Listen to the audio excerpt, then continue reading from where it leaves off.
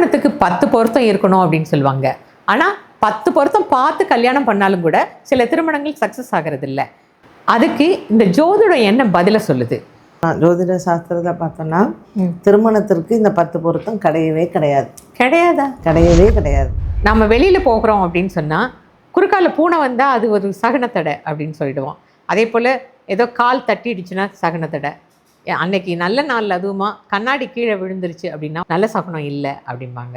கோயிலுக்கு போகிறோம், ஒரு தேங்காய் உடைக்கிறோம், அது அழுகிடுச்சு அப்படின்னா ஐயோ மனசே பதறி போயிடும். இது போல் இதெல்லாமே என்ன சகுனத்தடை? அதுக்கான ஜோதிட விளக்கம் என்ன? ஜென்ரலாக சகுனங்கள்லேயே 2 இருக்கு மேம்.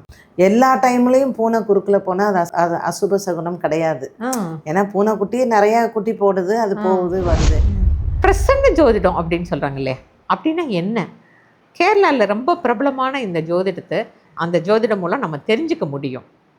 ஜோதிடத்திலேயே நிறைய வகைகள் உண்டு மேம்.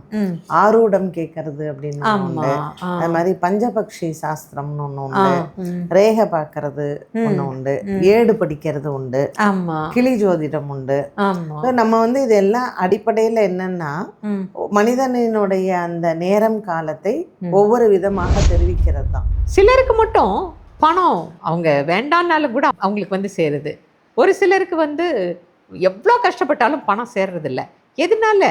ஜோதிடம் அதை விளக்குமா? என்ன மாதிரியானவங்களுக்கு அந்த பணம் சேர்ந்துக்கிட்டே இருக்கும்? எதனால ஒருத்தருக்கு எவ்வளோ உழைச்சாலும் அந்த பணம் கையில் நிற்கவே மாட்டேங்குது அப்படிங்கிறதுக்கு ஜோதிடம் என்ன அதுக்கு பதில் தருது? எல்லாருக்கும் அது பொதுவானது அல்ல. நீங்க பிறந்த அன்னைக்கே 1,00,000 பேர் பிறந்திருப்பா. ஆமா. உங்க நாள்ல பிறந்தவங்க எல்லாருக்குமே அந்த மாதிரியான ஒரு இது கிடைக்காது. அப்ப ஒரு பழமொழி அப்படிங்கிறது எல்லாருக்கும் பொருத்தம் அல்ல. ஓகே. ஜோதிட சந்தேகங்கள் பதில்கள் ஒவ்வொரு திங்கட்கிழமையும் காலை 11 மணிக்கு.